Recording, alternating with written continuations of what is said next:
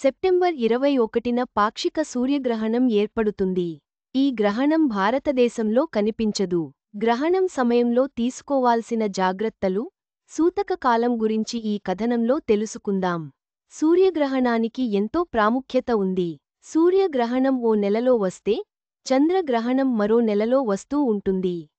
రెండు గ్రహణాలు ఒకే నెలలో ఏర్పడినప్పుడు ఈ గ్రహణాల ప్రభావం ఇంకా ఎక్కువగా ఉంటుంది. హిందూ శాస్త్రాల ప్రకారం గ్రహణాలను అశుభంగా భావిస్తారు. సెప్టెంబర్ 21న రెండవ పాక్షిక సూర్యగ్రహణం ఏర్పడింది. ఈ గ్రహణం సమయం, సూతక కాలంతో పాటుగా పూర్తి వివరాలను తెలుసుకుందాం. ఈసారి సూర్యగ్రహణం సెప్టెంబర్ 21న ఏర్పడనుంది. సెప్టెంబర్ 21 రాత్రి ఉదయం 11:01కి మొదలై, సెప్టెంబర్ 22 తెల్లవారుజాము 3:23 వరకు ఉంటుంది. ఇదే ఈ సంవత్సరంలో ఏర్పడే ఆఖరి సూర్యగ్రహణం. 2027 ఆగస్టు 2న ఏర్పడే సూర్యగ్రహణం అతిపెద్ద సూర్యగ్రహణం అని చెప్పొచ్చు. ఇది 2114 సంవత్సరాల్లో ఏర్పడని శక్తివంతమైన సూర్యగ్రహణం.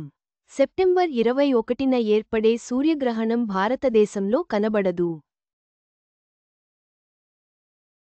ఇది ఆస్ట్రేలియా, న్యూజిలాండ్, అట్లాంటిక్ మహాసముద్రం, అంటార్కిటికా, పసిఫిక్ మహాసముద్రం తదితర చోట్ల కనబడుతుంది. సూర్యగ్రహణాన్ని నేరుగా చూడకూడదు. యూవీ కిరణాలు మన కళ్లకు తాకితే ఎంతో ప్రమాదం ఏర్పడుతుంది. సూర్యగ్రహణాన్ని చూడాలంటే టెలిస్కోప్ వంటివి ఉపయోగించవచ్చు.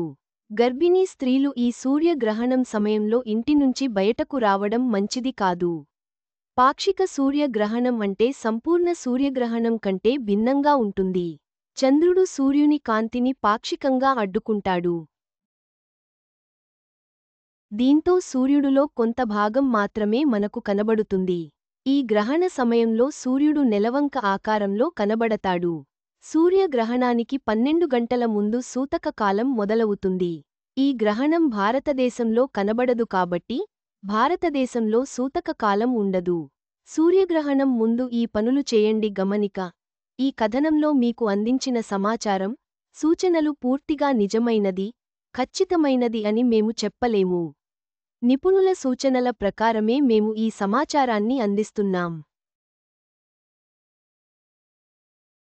వీటిని పాటించే ముందు ఖచ్చితంగా సంబంధిత రంగంలోని నిపుణుల సలహా తీసుకోవడం మంచిది.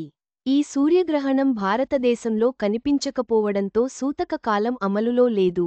అయినప్పటికీ, జాగ్రత్తలు తీసుకోవడం మంచిది. నిపుణుల సలహా తీసుకోవడం ఉత్తమం.